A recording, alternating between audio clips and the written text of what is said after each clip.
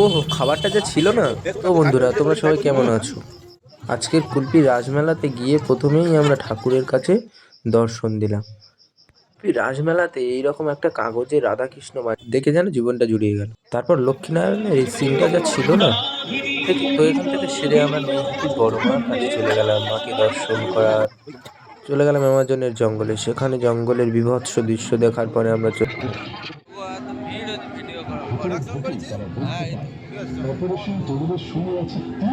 এখানে কি দেখলাম তোমরা পুরো ভিডিওর মধ্যে দিয়ে সেটা দেখো। কত সুন্দর করেছে এরা, পুরো গা ছমছম করে দেওয়ার মতো ভিডিও।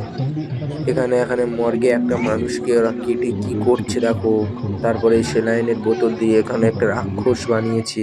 ওহ, যা ছিল না, দেখলেই মানে একটা শরীরের মধ্যে আলাদাই অনুভূতির সৃষ্টি হবে।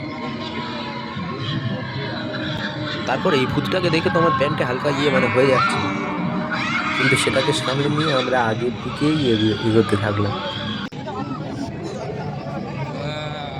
তারপরে এই ভূতটাকে দেখো উঁকি মারছে, বাবা কত সুন্দর লাগছে না।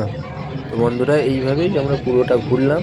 দেখা হচ্ছে পরবর্তী ভিডিওতে।